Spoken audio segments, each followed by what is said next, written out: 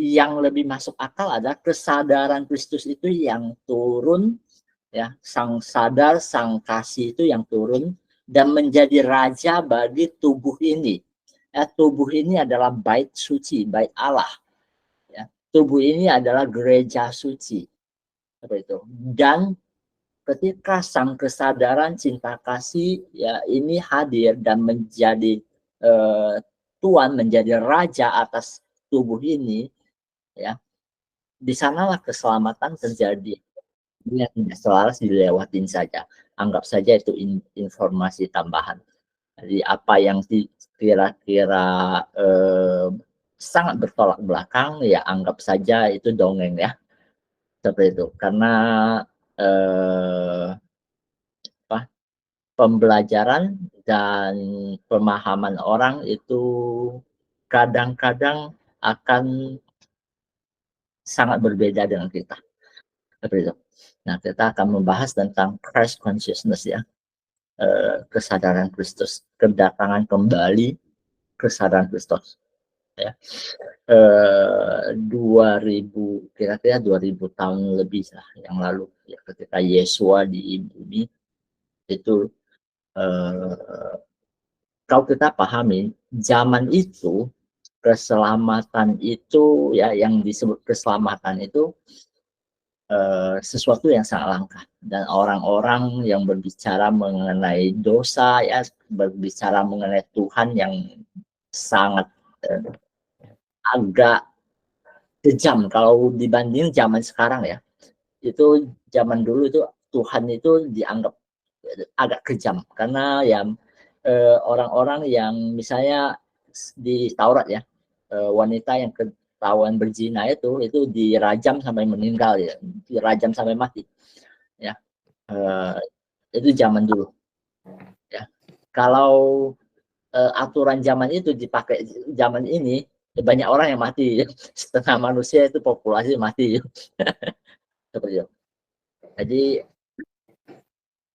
apa namanya, zaman berganti, banyak aturan juga berganti ya. Ketika aturan dari hukum Taurat ini kemudian masuk ke zaman Yesua, Yesua itu memperbaharuinya. Janji apa, hubungan manusia dan Tuhan diperbaharui ya dengan kedatangan Yesua. Nah, hubungan Tuhan dengan manusia diperbaiki oleh kedatangan Yesua melalui penjangkaran kesadaran Kristus ya. Begitu beliau turun dan mengajarkan Tuhan dalam sisi yang sangat berbeda dengan yang ditampilkan oleh ajaran-ajaran sebelumnya, terutama Taurat ya, di mana ya ada hari Sabat, kemudian tentang dosa ya. Yesus membawakan sisi Tuhan yang lebih humanis ya, lebih bercinta kasih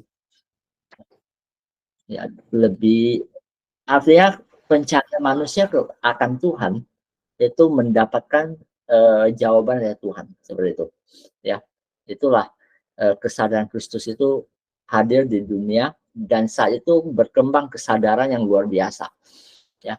Bahkan saking luar biasanya dia menggerakkan begitu banyak massa. Maka saat itu oleh penguasa itu beliau disingkirkan ya. Jadi penyaliban Yesus itu bukan hal yang kebetulan, bukan hal karena benci, tapi karena lebih ke kepentingan ya, kepentingan itu mengganggu kepentingan ya para penguasa, seperti itu. Dan itu pun ketika selesai disalibkan, kesadaran Kristus itu masih berkembang ya, menyebar kemana-mana, dan itu tidak bisa ditekan oleh penguasa ya. Bahkan banyak yang kita, kau sempat belajar kitab suci ya, banyak yang disalibkan, dibunuh, dipersekusi ya, murid-murid yang menyebarkan kabar sukacita tentang keselamatan itu banyak yang dipotong bebek angsa ya oleh penguasa. Tapi itu tidak menyurutkan berkembangnya ya, sampai Kemudian penguasa itu berpikir daripada ini ditekan terus dan mereka melawan terus, kenapa tidak kita dukung aja gitu.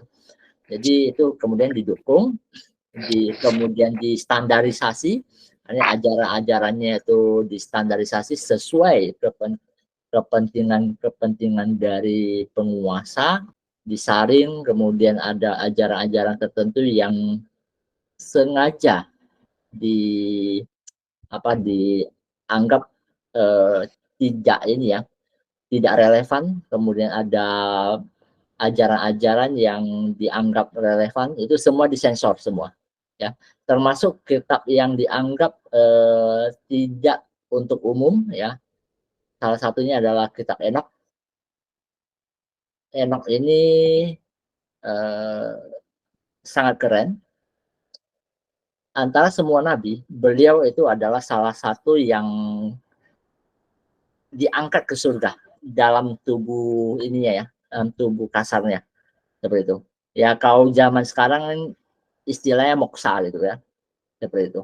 Nah, kitab Enok itu yang beliau tulis itu tidak masuk dalam kitab suci yang ini ya, yang umum untuk dibaca, ya, tapi itu disimpan. Ya. Hanya orang-orang tertentu seperti itu. Nah, kita akan berbicara ya bahwasanya setiap kali kesadaran Kristus turun, kebangkitan kesadaran massal itu terjadi. Nah, ini juga yang sebenarnya sedang terjadi. Ya, ada yang menyatakan bahwa Christ consciousness itu adalah cinta tanpa syarat dari Tuhan itu sendiri. Ya. Nah, bagian sini ini agak kontradiktif kalau teman-teman beberapa yang sudah pernah belajar tentang istilahnya New Age ya atau teosofi ya, yang gerakan spiritualisme barat yang baru, mereka yang punya kemampuan channeling ya, punya satu versi berbeda dari yang dikenal di kitab-kitab ya, terutama yang mainstream ya, bahwasanya ketika Yesua datang ke dunia ini ya dalam badan Yesua ya, Yesus Kristus ya, ada dua esensi agung di dalam tubuhnya ya, ada dua esensi agung di dalam tubuh beliau. Satunya itu Yesua ya, Sananda ya, yang sebelumnya pernah di Atlantis juga. Yang satunya ada Kristusnya. Ya, Kristusnya ini mengacu pada Maitreya, seperti itu, Lord Maitreya. Ya, ini terlepas dari semua ini ya, agama-agama ya. Nah, itu ada yang namanya Maitreya yang mewakili Kristus, seperti itu. Ya, dua kesadaran agung di dalam satu badan itu, seperti itu. Ya, ketika disalibkan, ya Maitreya-nya itu pulang, Yesuanya masih tinggal. Makanya ada satu kisah tentang Yesus yang kemudian ada di bagian Nepal sana. Ketika selesai disalibkan, beliau itu sebenarnya tidak meninggal, kemudian melakukan perjalanan ke timur, seperti itu. Nah, itu salah satu versinya. Ya, jadi ini banyak versi ya. Versi Injil Barnabas lagi dari teman-teman saudara-saudara kita yang di Islam itu menyatakan bahwa yang disalibkan itu Yudas Iskariot ya, seperti itu. Jadi banyak versi ya, yang mana yang benar up to you ya, kalian masing-masing pakai logika, pakai nalar, dan mana yang berasa sesuai ya. Jadi yang kita mau nyatakan di sini ya, sampaikan di sini bahwa ada pandangan teosofi ya, pandangan para mereka yang bisa channeling ya, termasuk praktisi-praktisi spiritual kelas dunia yang cukup terkenal ya, well known gitu ya, menyatakan bahwa ketika Yesua di bumi ada dua kesadaran agung di sana ya. Oke, ini juga menyatakan penyatuan ya, karena Christ consciousness itu adalah penyatuan, oneness ya. Artinya di sini kita lihat ya, lambang dari Star of David ya, jam dua segitiga yang menyatu, satu segitiga ke atas itu melambangkan api ya, kemudian segitiga ke bawah itu melambangkan air ya, yin yang menyatu seperti itu. Nah, kemudian sebenarnya ada turunannya jadi tanah dan udara seperti itu. Nah, kemudian juga above and below ya, as above so below, apa yang di atas ya. Kalau belajar ini ya, doa Bapa kami ya, di atas bumi seperti di dalam surga ya, artinya atas dan bumi ini selaras itu seperti itu. As above so below, as within so without. Jadi dalam dan luar, atas dan bawah itu sesungguhnya sama ya, atas ke bawah, kiri ke kanan, yaitu bentuk salib juga sebenarnya ya. Banyak simbol-simbol yang menyembunyikan banyak filsafat di sana ya. Penyatuan ini juga menyatakan yin dan yang ya, penyatuan manusia dengan maha semesta ya, penyatuan ya, maskulin dan feminin juga sebenarnya dua hal yang sejak awal bumi ya.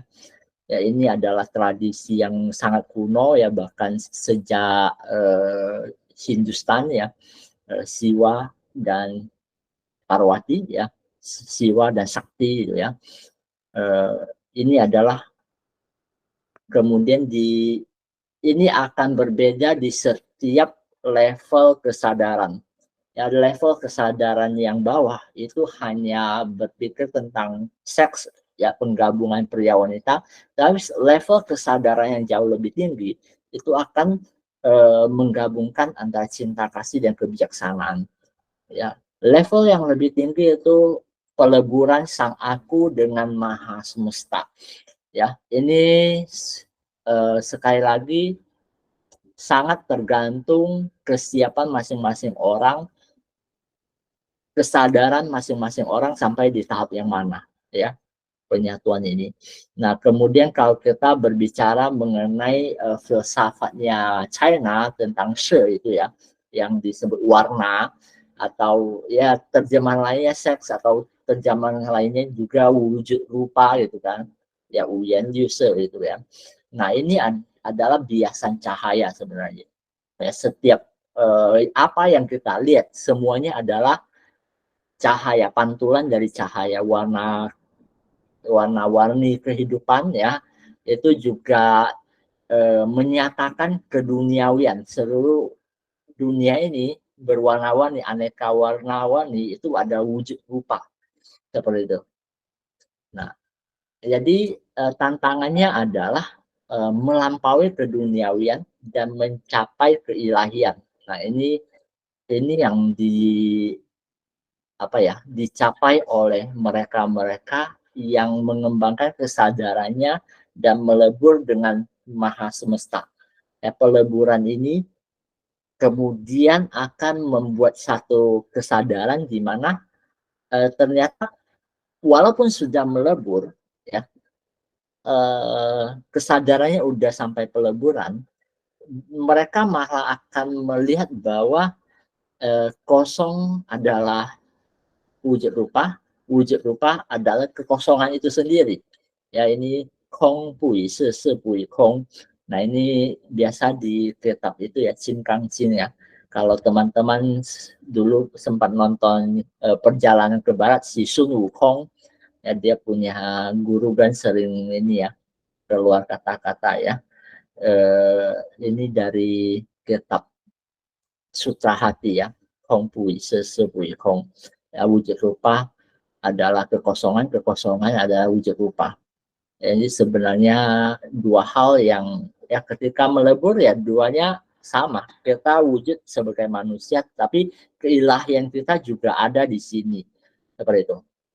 Ya, ini filsafat yang sebenarnya sangat mendalam. Itu menyatakan oneness, kesatuan, keesaan, Nah, ini juga adalah kesadaran Kristus, ya. Kita melebur dalam kesadaran Sang Ilahi itu sendiri.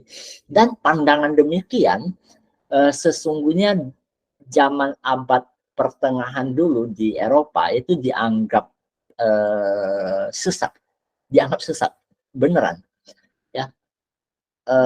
Kalau teman-teman pernah mengikuti Joan of Arc, ya, nah itu seorang pejuang Perancis, wanita muda itu yang membawa pasukan Prancis merebut kembali tanahnya gitu ya. Karena dapat bisikan ya, pengetahuan langsung dari Roh Kudus, dia bilang ya, itu akhirnya matinya dibakar hidup-hidup. Ya, pelakunya gereja juga ya. Seperti itu. Jadi zaman dulu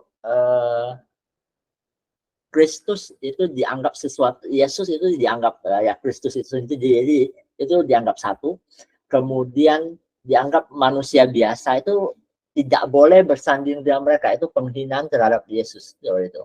Dan dianggap kau udah ada perasaan melebur seperti itu dianggap sesat, dianggap kerasukan setan seperti itu. Maka banyak orang kemudian berasa ketakutan, termasuk Bunda Teresa. Kalau teman-teman banyak membaca, ada satu buku judulnya Come Be My Light itu ya. Itu catatan buku harian Bunda Teresa yang di Kalkuta itu tentang pembelajaran batinnya. Dia mengalami dark night of the soul, merasakan kehampaan itu, suara-suara panggilan dari Kristus itu tiba-tiba udah hilang, dia seperti ditinggalkan di satu malam gelap yang tanpa ujung gitu ya. Kemudian ya dia sempat sempat takut juga ya, seperti itu ya. Banyak ketakutan yang ditanamkan karena dogma zaman dulu itu menyatakan kita ini terpisah dengan Kristus itu sendiri, seperti itu. Kita ini tidak ada apa-apanya ya. Manusia itu disampaikan bahwa mereka itu fana, mereka itu pendosa. Ini benar, mereka itu pendosa, mereka itu ya tidak layak gitu ya. Nah, ini yang membuat manusia itu berjarak dengan Kristus itu sendiri, seperti itu ya. Makanya ketika kita udah mulai memahami oneness ya, keesaan bahwa kita ini satu dengan Sang Kristus itu sendiri, sebenarnya ini bukan hal yang bertabrakan bahwasanya kita ini juga menjadi sombong, enggak begitu. Malah ketika kita punya kesadaran sampai di sana, kita akan menghargai setiap makhluk bahwa mereka juga adalah bagian dari Kristus itu sendiri. Cuma mereka belum menyadarinya. Seperti itu. Ini juga sama halnya ketika kita berbicara mengenai Buddhisme secara mendalam, bahwa dalam tiap manusia itu ada bibit Buddha, ada Buddhata sang sadar itu sendiri. Ini sebenarnya hakikat yang sama dengan dua bahasa yang berbeda. Ya, hal yang sama yang dinyatakan dalam dua bahasa yang berbeda. Ya, oneness, ya, keesaan itu sendiri. Ya, kita yang maha sadar itu sendiri adalah menyatu dengan sang sadar, sang kasih itu sendiri.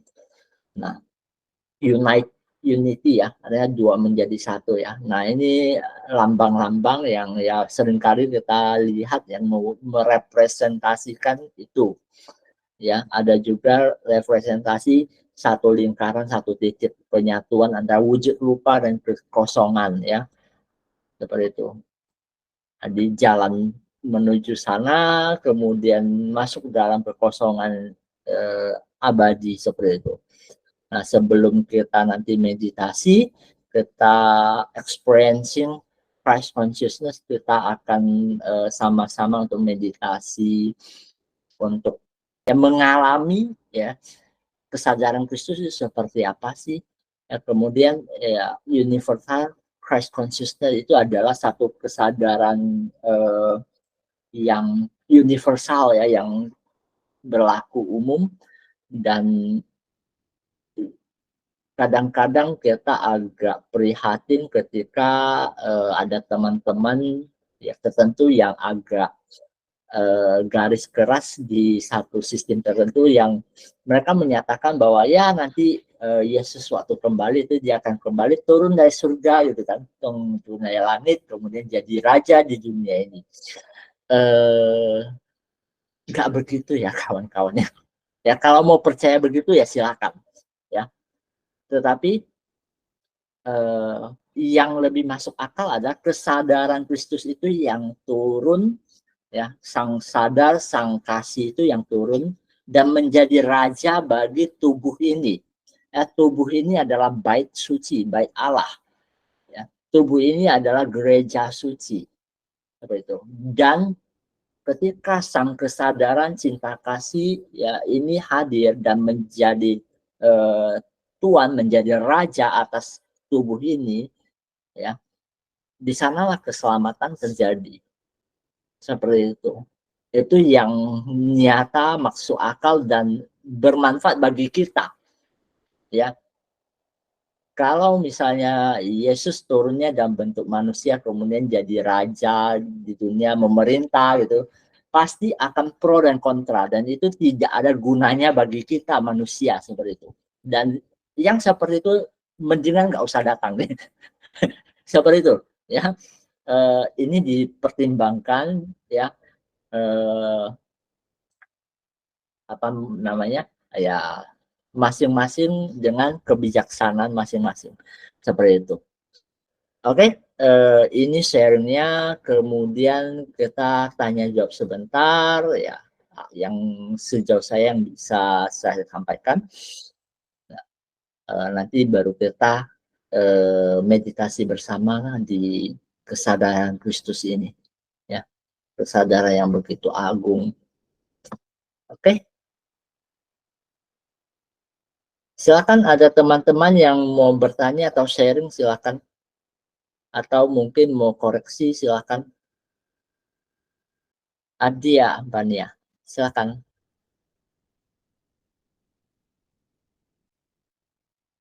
Ada kolom chat nggak sih?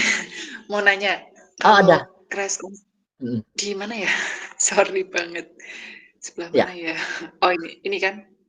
Oke, nggak ada. jadi nanti aku ketik aja deh yang lainnya dulu. Ketik aja ya. Oke. Silakan. Ya, betul ya. Bahkan beberapa tahun lalu beliau pernah bilang di luar Katolik ada keselamatan selama mereka mengenal Yesus Kristus. Lebih tepatnya adalah mengenal Kristus itu sendiri. Kristus itu tidak hanya Yesus ya, banyak sebenarnya. Cuman yang dikenal gereja atau orang Nasrani ya Yesus Kristus.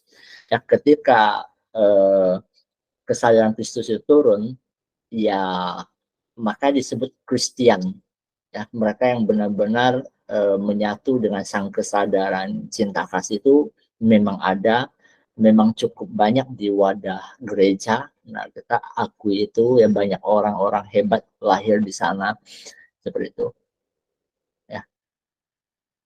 Oke.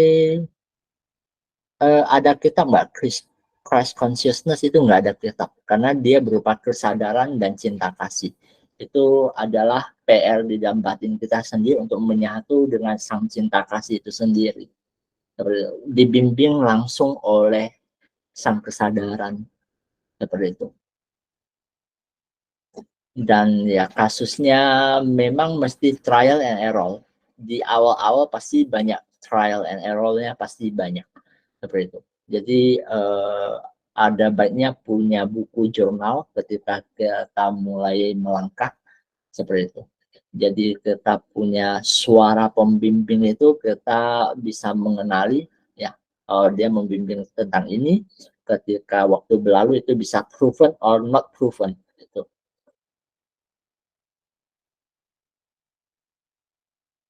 Parameternya cinta tanpa syarat, termasuk kepada diri kita sendiri.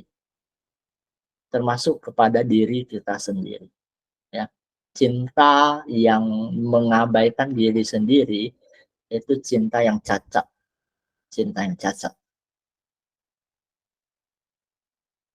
Ya, indikasinya itu ada rasa dan kesadaran. Kesadaran. Seperti itu, bukan mengakang. Oke, Master Sananda sendiri itu sebenarnya evolusinya udah sangat lama. Sudah sangat lama. Ya, beliau itu jiwa yang agung yang sudah sangat advance ya, sebelum datang ke bumi sebagai Yesua. Sebelumnya udah pernah di Atlantis, sebelum di Atlantis pernah di Venus, sebelum di Venus pernah di Pleiades.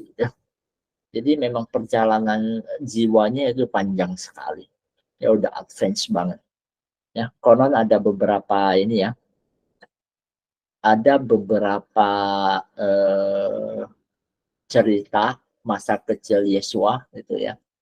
Ya, pernah ketika main-main itu kan sama teman-teman kecilnya yang sebaya bocah-bocah, ya ada satu nggak hati-hati dari bukit jatuh, mati gitu. Kemudian dia dituduh gitu kan, dituduh kamu ini kamu yang dorong sampai dia jatuh dan mati gitu kan. Dia dituduh Yesus kecil gitu kan, Yesua kecil. Ya, kemudian dia ya orang tuanya datanglah, nunjuk-nunjukin lah, marah-marah ini ya. Kemudian sambil nangis dia bilang, enggak, bukan saya gitu kan. Kemudian dia bilang, hei kamu bangun dong, bilang ke papa kamu bukan saya yang dorong. Anak yang meninggal itu bangkit ngomongin gitu. Pak, bukan dia yang bikin saya dorong saya jatuh sendiri, tidak hati-hati. Kemudian baring lagi game gitu. Ya bisa seperti itu. Tapi itu ini ya, yang off record punya.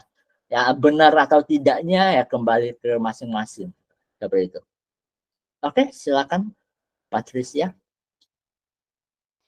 Ya, selamat malam Koheng dan Malam. semuanya. Saya punya beberapa pertanyaan. Lebih ke arah ingin mengkritisi lebih dalam, bukan mengkritisi, maksudnya mencari tahu lebih dalam terkait di ajaran agama saya. Kan kebetulan saya juga Katolik ya. Di ajaran Katolik kan dibilang Yesus Kristus itu ibaratnya Allah yang turun ke bumi melalui seorang manusia, tapi manusianya tidak bersatu dengan manusia lain. Jadi kan kalau misalnya kalau kita manusia biasa kan cewek sama cowok, terus kalau ini kan katanya Roh Kudus turun ke wanita segala macem gitu ya. Nah, saya bukan meragukan, tapi kayak mempertanyakan apakah memang seperti itu bisa sebuah roh turun ke bumi tanpa ada persatuan antara pria dan wanita gitu. Itu satu. Terus kedua, terkait apakah Yesus Kristus itu ada beberapa orang yang mengatakan spirit guide-ku adalah Yesus Kristus gitu ya. Nah, saya bingungnya ini Yesus Kristus yang mana? Ada kan yang dibilang tadi Ya. Sanada atau apa? Sananda, Gitu ya. dulu sih kok. Oke. Yang pertama, untuk kelahiran langsung tanpa pembuahan itu ada, pernah ada di kasusnya Yesua ya, orang Nasrani percaya begitu, let it be. Jadi kita juga tidak terlalu mempermasalahkan, walaupun dia ternyata campur juga kita nggak usah permasalahkan. Yang jelas beliau itu hebat. Ya, tapi memang kasus seperti ini di Buddhisme juga ada. Ada yang lahir dari teratai, ya, Padmasambhava, itu lahir dari kelopak teratai. Kemudian konon Buddha sendiri juga kan ketika Mahamaya mimpi datang seekor gajah, di atasnya gajah putih dengan ini ya, dia punya apa namanya gadingnya 6 gitu ya. Nah, kemudian mengandung seperti itu. Ya. Maria juga kan sebelum mengandung udah datang juga Roh Kudus yang kasih kabar. Ya memang mereka-mereka yang advance, jiwa-jiwa yang advance biasanya datang ke dunia itu istimewa. Seperti itu. Dan terlepas dari mau percaya yang mana itu ke masing-masing. Ya benar tidaknya saya yakin bahwa di maha semesta yang begini besar ada hal-hal yang memang di luar nalar manusia. Seperti itu. Dan memang buktinya Yesua itu memang healer yang sangat hebat. Dan untuk pertanyaan kedua, apakah memang benar spirit guide ya, bisa Sananda atau Yesua, bisa saja. Masalahnya adalah kadang-kadang itu perlu banyak konfirmasi dan cross check ya, supaya tidak merupakan bentuk samaran seperti itu. Karena Yesua sendiri, karena dia terlalu populer ya, banyak sekali Yesus yang terbentuk dari kesadaran massal seperti itu. Jadi ya, seperti kita ketahui, kalau kesadaran kita letakkan di sesuatu, itu akan membentuk ya, seperti itu. Nah, ada sosok-sosok Yesus yang terbentuk dari kesadaran massal. Ya, ini biasanya dia punya matriksnya itu masih masuk dalam level pertentangan, bahwa ada iblis, ada Tuhan, dan ini bertentangan. Nah, itu ciri-ciri matriks pertentangan seperti itu adalah matriks yang terjadi dari kesadaran massal yang terbentuk di zaman pertengahan yang lalu, di mana kebaikan melawan kegelapan. Ya, baik terang, ya cahaya melawan kegelapan, semacam itulah. Ya, Sananda atau Yesua yang sesungguhnya, mereka itu lepas dari matriks pertentangan semacam ini. Ya, mereka tidak menganggap para iblis itu sebagai sebagai saingan mereka, enggak. Ya, bahkan waktu diuji ya diusir aja. Ya kan? Dia enggak melawan loh. Ya cuman diusir aja. Seperti itu. Sama yang dilakukan Buddha juga sama. Ya, ketika marah mengganggu dia, ya kamu enggak punya kekuatan atas diri. Diusir begitu aja. Segampang itu gitu. Jadi memang kesadaran mereka udah tidak di pertentangan. Ya, ketika kita masih masuk dalam pertentangan, oh kita baik, itu buruk, kita akan terjebak sendiri. Ya, orang-orang yang terlalu gigih untuk memerangi kegelapan, ya memuliakan cahaya, dia lama-lama dia akan melihat sendiri bahwa di depan cahaya dia melihat bayangannya itu gelap ya. Seperti itu. Ya. Kalau untuk ciri-ciri atau mungkin tanda-tanda memang seseorang itu dipandu atau spirit guide-nya adalah Yesus Kristus, itu seperti apa ya kok? Kan mungkin terkadang ada beberapa orang yang tidak punya kemampuan untuk melihat secara baik secara pikiran ataupun apa, hanya bisa merasakan saja. Nah, itu bagaimana cara mengkonfirmasinya? Mau tidak mau mesti ada jurnal catatan. Mesti ada itu. Di awal memang pasti ada trial and error, pasti ada. Itu pasti perlu waktu untuk pembuktian. Seperti itu. Ya, karena ya banyak samaran. Terutama ketika pemikiran kita masih dalam konteks banyak konflik, tidak melampaui dualisme ini. Seperti itu. Ya. Kesadaran Kristus itu sendiri itu udah melampaui itu. Artinya baik kegelapan maupun cahaya itu dalam diriku, dan semua itu baik adanya. Seperti itu. Oneness, ya, keesaan, kesatuan. Artinya ketika kita berdiri di atas luar angkasa yang lapang itu, kita tidak melihat bayangan kita sendiri. Seperti itu. Kita udah tidak mengalami siang dan malam. Oke. Paham. Ya, makasih kok. Oke. Memang mesti ya mulai dengan jurnal ya, pembelajaran. Oke. Ini ada beberapa sebelumnya kesalahan Kristus datang, apakah akan terjadi kerajaan dulu? Biasanya turun bersamaan. Ya, ketika bencana datang, kesadaran juga datang bersamaan. Waktunya itu datang bersamaan.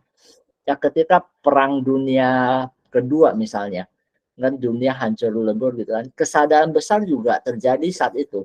Ya, kemajuan ilmu pengetahuan itu melonjak besar-besaran saat itu. Saat ini juga ketika kita mengalami pandemi yang skalanya global, ya kesadaran massa umat manusia juga tiba-tiba meloncat jauh kan.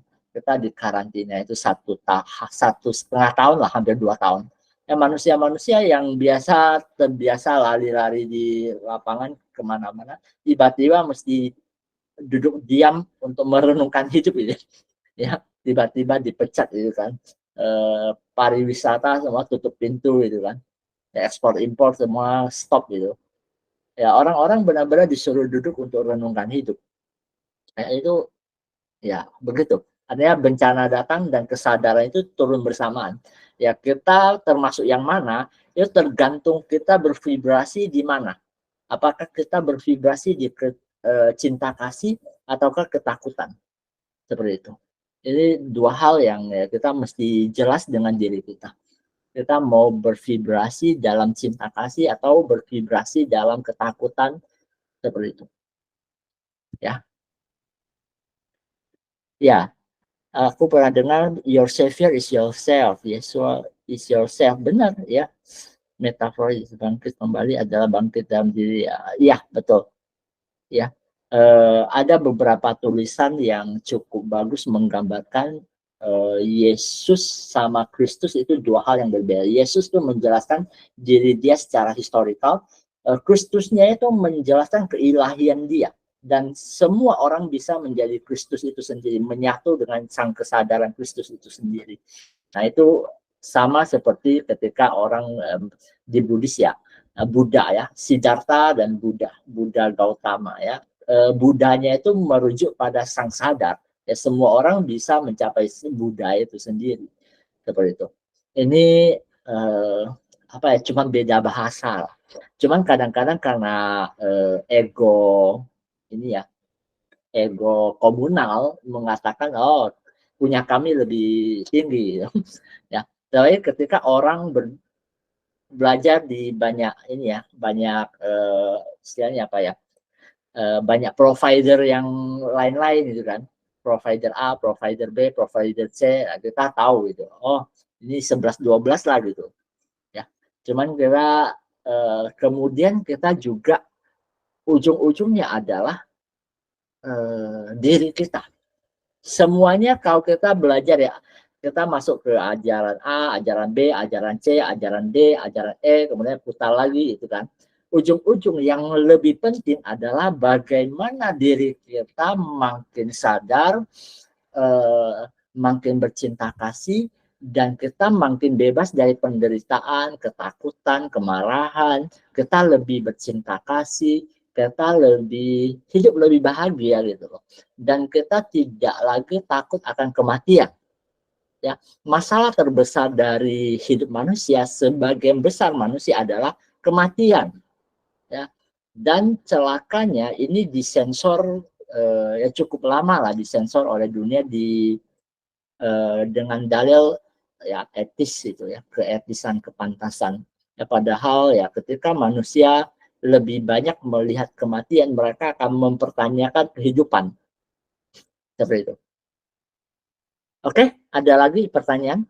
Kalau enggak kita meditasi bersama.